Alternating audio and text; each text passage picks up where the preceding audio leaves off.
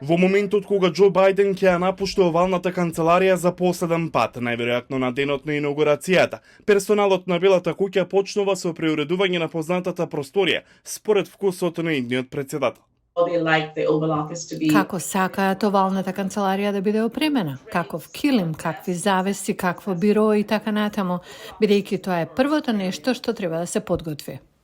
Фотографиите покажуваат дека Бајден го сменил тепихот и некои столчиња во 2017 година, откако ја презеде функцијата од Доналд Трамп, кој му претходеше и ќе го наследи. Но изгледа дека гарнитурата за седење и завесите останале исти.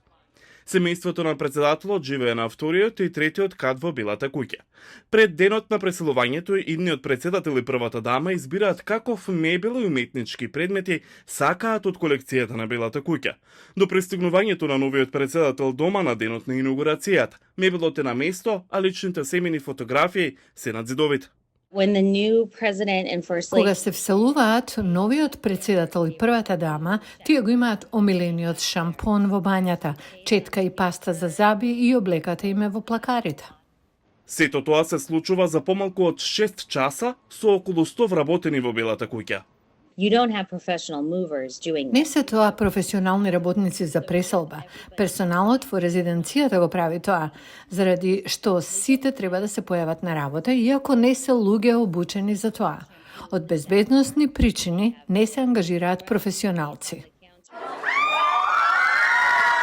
Многумина од резиденцијата на Белата куќа работеа за Доналд Трамп за време на неговиот прв мандат од јануари 2017 до јануари 2021 година.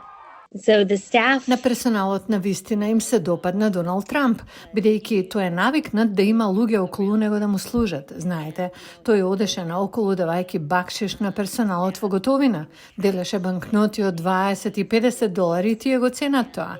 Тие не се политички, тие само гледаат како председателот се однесува кон нив.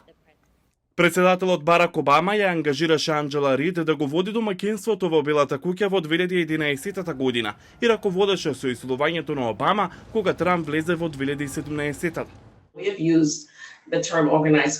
Го користевме терминот организиран хаос, но тоа е навистина многу координирана операција. Целата операција е вежбана многу пати, така што на тој ден само се чека на знак да се почне. Има и мали проблеми, како на пример користењето на само еден лифт. Лифтот не беше целосно искористен.